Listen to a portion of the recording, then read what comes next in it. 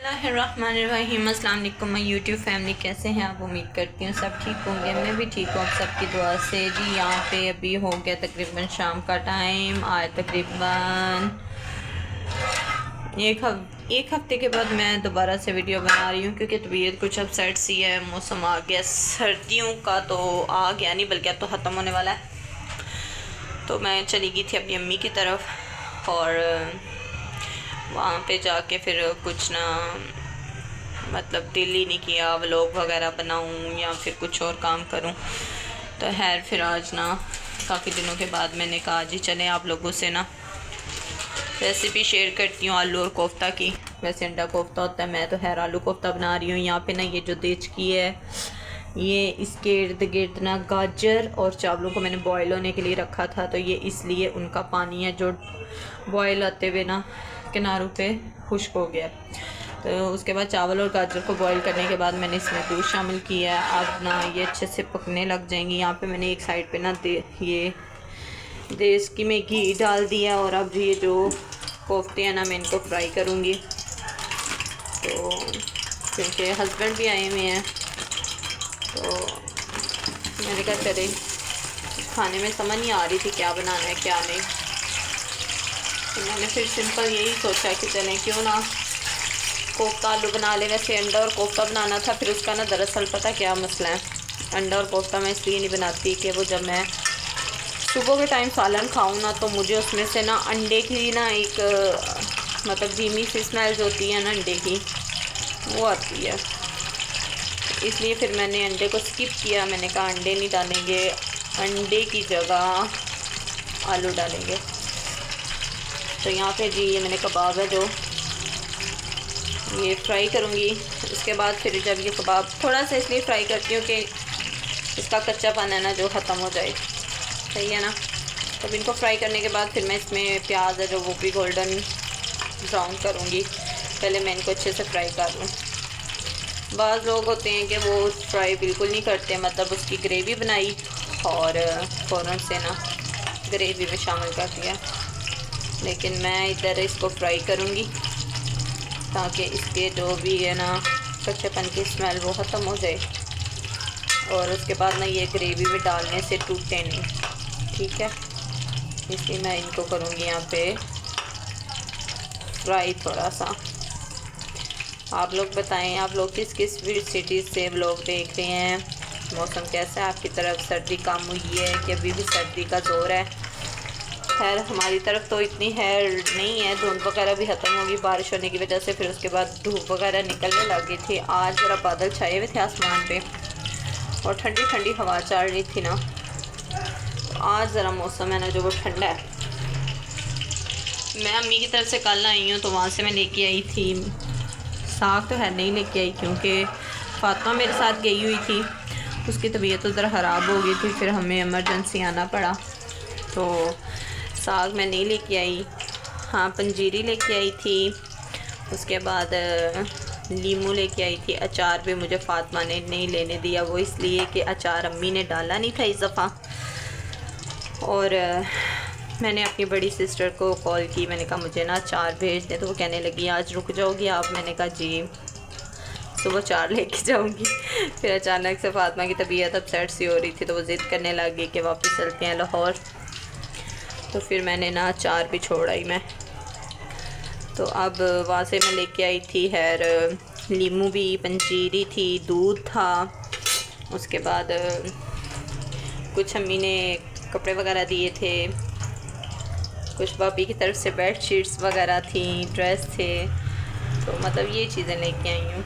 मैं गई थी दरअसल भाभी की जो फुफ्फू है उनकी डेथ हो गई थी तो उनका कुल का ख़त्म था, तो मैं हर जिस दिन उनकी डेथ हुई तब नहीं जा पाई, तो फिर मैं उसके अगले दिन चली गई थी कुल के ख़त्म पे। तो साथ ही फिर भाई लोग हैं जो वो मकान उन्होंने बनाए हुए हैं, बना रहे हैं, तो उनका लेंटर का भी ख़त्म था, तो कहते हैं एक तीर के साथ दो शिकार। तो मैंने ना साथ लेंटर का भी ख़त्म था तो इसलिए फिर हम लोग उधर चले गए। तो वहाँ से लेके आई थी जो लीमू, वो मैंने ना खाए थे लीमू, तो लीमू खाने की वजह से मेरी तबीयत इतनी ख़राब होगी, मेरा गला ख़राब हुआ, अभी मेरा फुल बॉडी पेन हो रहा है।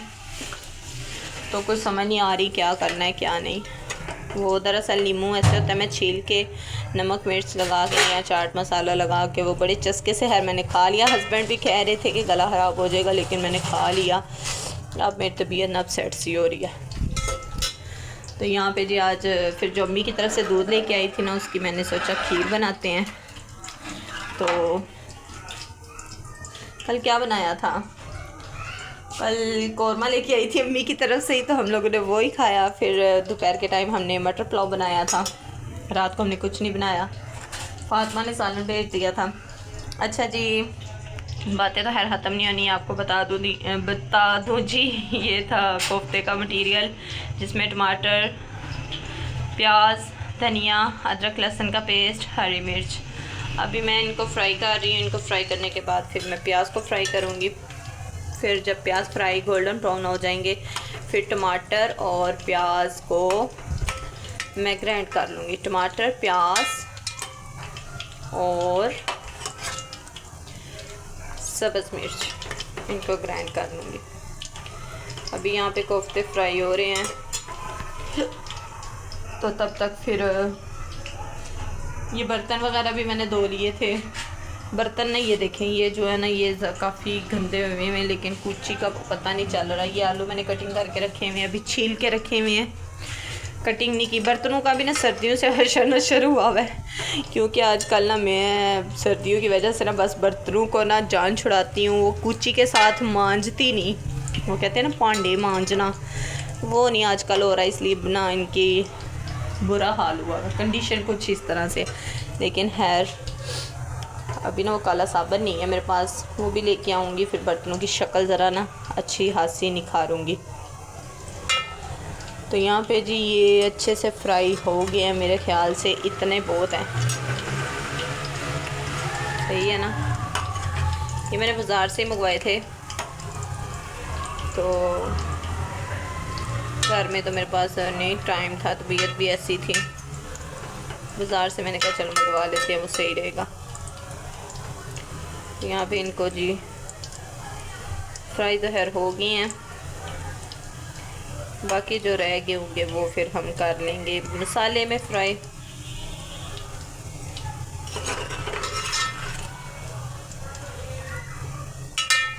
तो अभी यहाँ पे इनको ना फ्राई करते हैं, फिर उसके बाद आपसे मिलते हैं।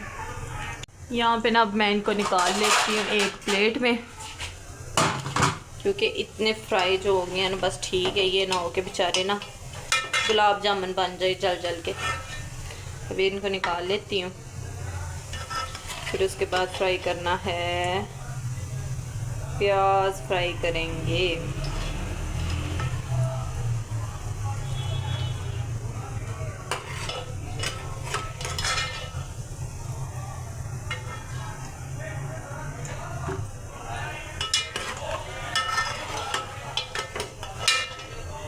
मेरे पास ना दरअसल चम्मच है दूसरा, वो चावलों वाला भी, मतलब क्या उसे कहते हैं, सुराख वाला जो चम्मच है, चावलों वाला होता है,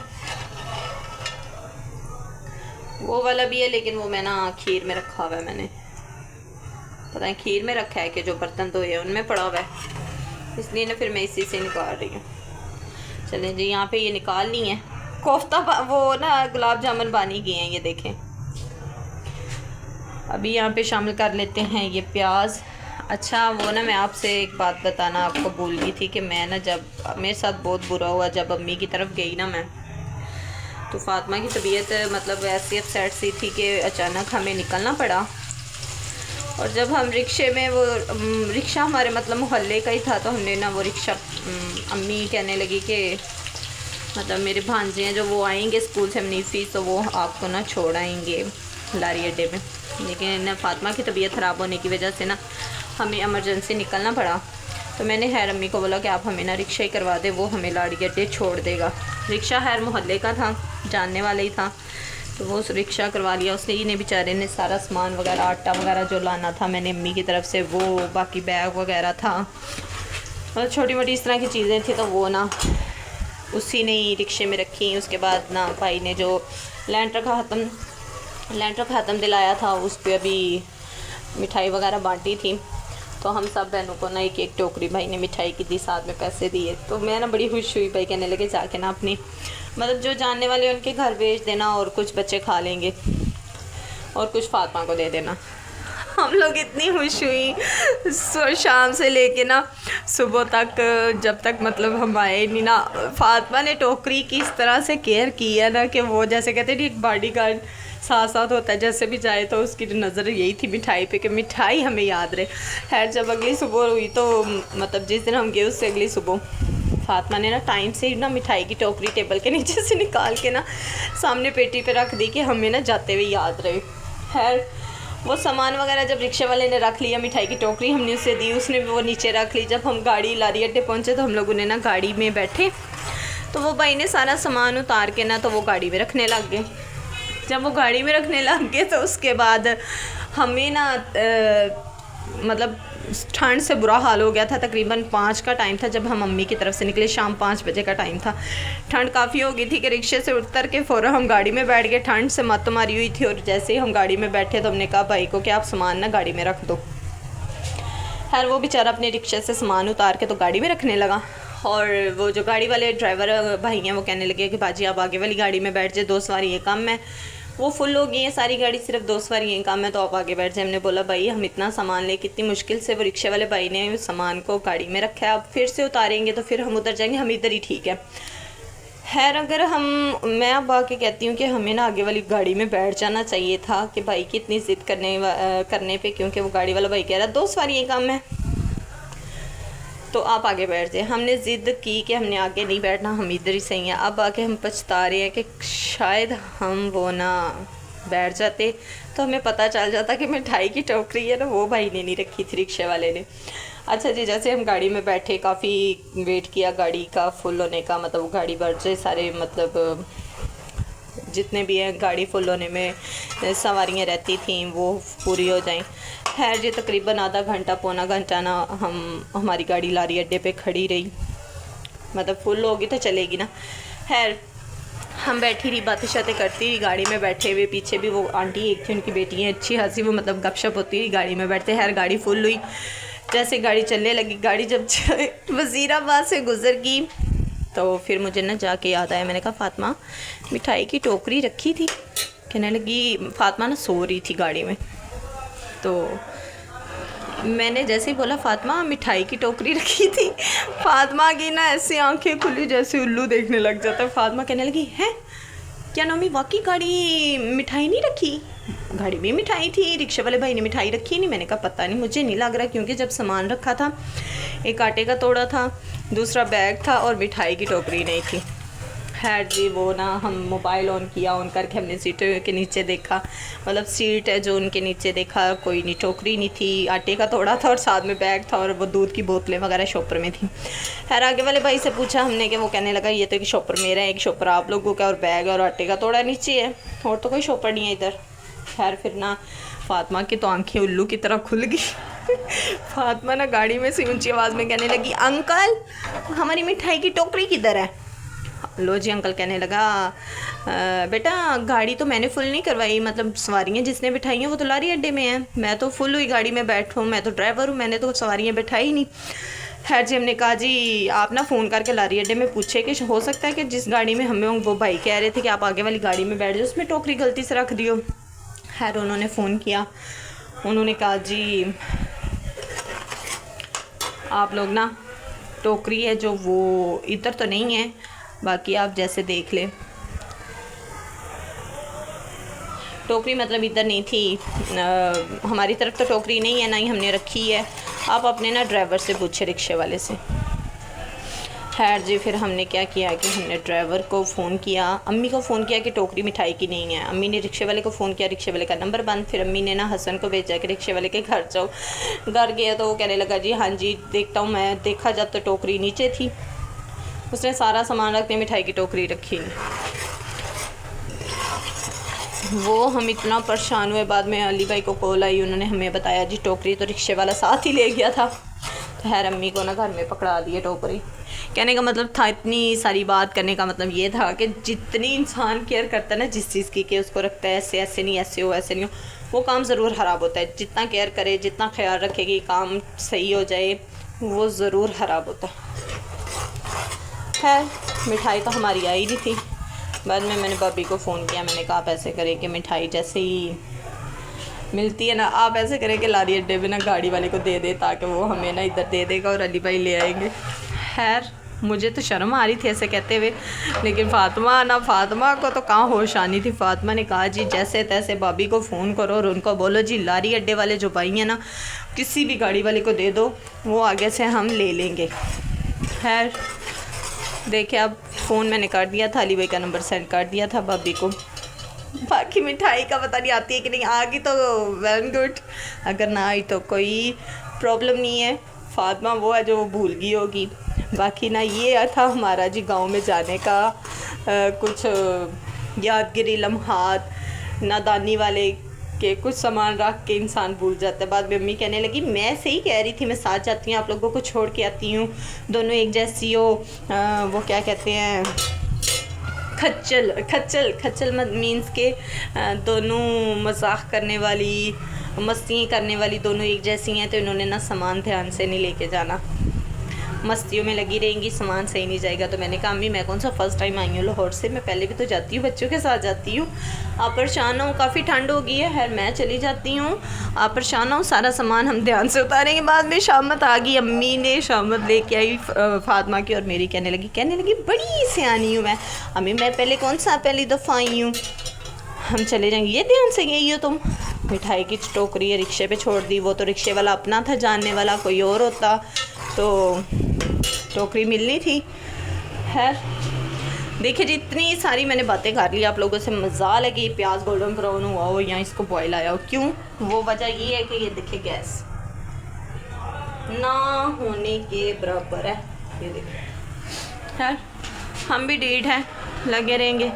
इसको भी अभी मैं करती हूँ कवर, इसको भी करती हूँ कवर ताकि इनको बॉयल आए। उसके बाद जब ये जो फ्राई हो जाए, जब ये फ्राई होगा फिर इसको ग्राइंड करेंगे इसको, और टमाटर, हरी मिर्चें और धनिया, ठीक है। यहाँ पे अभी बर्तन भी पड़े हैं, आलू भी अभी मैंने कटिंग करने हैं, तो चलें यहाँ तक इसको अभी कर लेते हैं कवर, ताकि ना प्याज गोल्डन ब्राउन हो जाए। गोल्डन ब्राउन हो गया। और यहाँ पे मैंने ना ये अदरक लहसुन है जो, वो मैंने इसको अच्छे से कूट लिया है। यहाँ पे दूध को बॉयल आ रहा है, यार गैस ही नहीं आ रही जान। गोल्डन ब्राउन हो गया। और यहाँ पे मैंने ना ये अदरक लहसुन है जो, वो मैंने इसको अच्छे से कूट लिया है जी। यहाँ पे मैंने ना अदरक लहसुन का पेस्ट, ये देखिए अभी अदरक लहसुन का पेस्ट मैंने डाला है इसमें, क्योंकि वो भी प्रॉपर फ्राई नहीं हुआ था, तो मैंने साथ ही इसमें टमाटर शामिल कर दिए, इसलिए कि गैस बहुत स्लो है। तो मैं कह रही थी कि साथ साथ ना लहसुन अदरक के साथ फ्राई टमाटर भी हो जाएंगे, ठीक है। और 2 अदद मैंने इसमें टमाटर शामिल किए थे। अब मैं ना अदरक लहसुन का पेस्ट और सब्ज़ मिर्चें जो थी वो मैंने साथ ही इसके कूट ली थी, और अदरक लहसुन का पेस्ट शामिल करने के बाद मैंने इसमें टमाटर शामिल किए। जैसे ही वो पेस्ट को फ्राई होगा साथ साथ टमाटर भी फ्राई हो जाएंगे। बाकी का जो मसाला है ड्राई, यहाँ पे जी मैंने ना ड्राई मसाले कौन से ऐड किए थे, सिंपल मैंने मसाले लाल मिर्च पाउडर ऐड किया और नमक, हल्दी नहीं थी मेरे पास और कोई मसाला नहीं था, इसलिए मैंने सिंपल मसाले हैं जो लाल मिर्च पाउडर और नमक, आलू है ना इनको मैं बड़े बड़े क्यूब में कटिंग कर लूँगी। अभी खीर है जो वो मैंने उधर नीचे उतार दी है, मुझे था कि पहले हांडिया बन जाए फिर उसके बाद।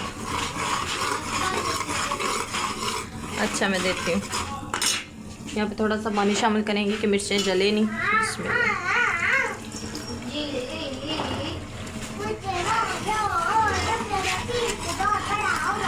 नहीं बस आप लोगों को मैंने दे दिया। अच्छा जी यहाँ पे हम इसको ना पानी शामिल किया, अब थोड़ा सा इसको और फ्राई करेंगे, तब तक हम यहाँ पे आलू कटिंग कर लेते हैं।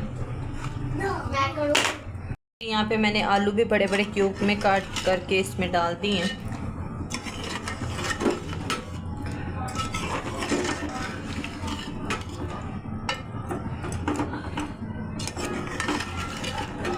ये इनको मैंने कटिंग करके डाल दिया था। अब मैं इनको करती हूँ कवर, और ना इसके बाद पानी शामिल करूँगी मैं इसमें, ठीक है। अब मैं इसको करती हूँ यहाँ पे कवर। ये बन के रेडी हो गए हैं आलू वगैरह। अब यहाँ पे मैं ये कोफ्ते इसमें शामिल करूँगी।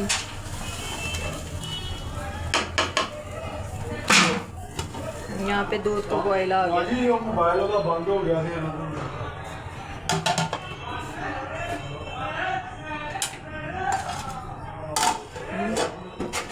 अब यहाँ पे ये जो कोफ्ते मैंने डाले हैं ना, इनको सॉफ्ट हाथों से हम ना ऐसे ना हल्के हल्के हाथों से हम इसको मिक्स करेंगे।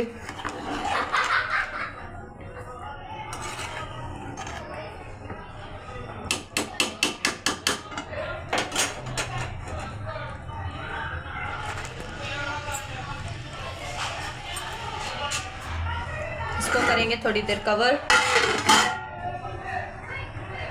अच्छा 35 दी ओ किन्ने दी ही 35 दे किस्तां दी किन्ने दी है 35,000 रुपए दी है किस्तां दे 35 दी है ते इंजे किन्ने दी है ये 28,000 रुपए दी इंडस मशीन दा कह रही हैं ਤੁਹਾਨੂੰ ਲੱਗੀਆਂ ਆਏ ਨਹੀਂ ਸਜਾਦ ਨੇ ਵੀ ਹਰੇ ਫੀਮ ਖਾਦੀ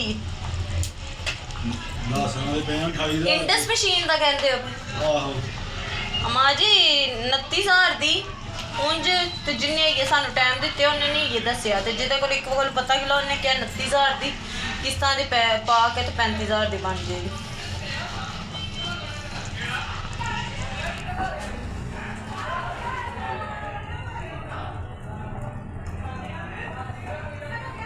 फिर 29 दी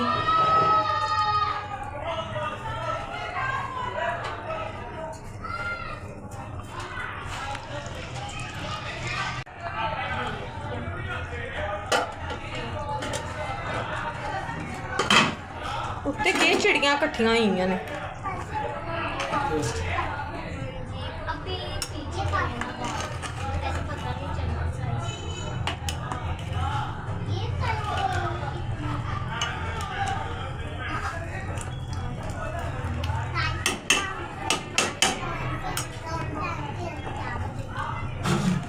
अच्छा जी, यहाँ पे हमारा जो आलू और कोफ्ते का सालन बन के रेडी हो गया था। आपने वॉइस सुनी होगी, मैंने ना वॉइस ओवर पीछे से नहीं किया था क्योंकि जो स्टार्टिंग की वीडियो थी उसमें वॉइस ओवर मतलब मैंने कैमरा पकड़ के जो वॉइस थी वही मैंने रहने दी थी और आगे मैंने वॉइस ओवर इसलिए किया है कि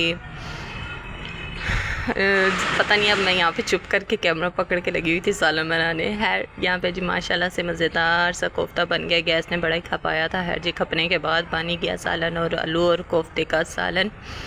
तो ये था जी आज की मज़े की रेसिपी और उम्मीद करती हूँ आपको पसंद आई होगी। अगर आपको पसंद आई है तो प्लीज़ चैनल को सब्सक्राइब करें, वीडियो को लाइक करें, वीडियो को फ्रेंड फैमिली में शेयर करें और बेल आइकन को प्रेस करना मत भूलिएगा। इससे आने वाली हर न्यू वीडियो का नोटिफिकेशन आपको मिल जाएगा। ठीक है, अपना ढेर सारा ख्याल रखिएगा, अपनी दुआओं में याद रखिएगा। मुझे दीजिए इजाज़त, मिलते हैं नेक्स्ट व्लॉग में। अल्लाह हाफिज़, फ़ी इमानिल्लाह।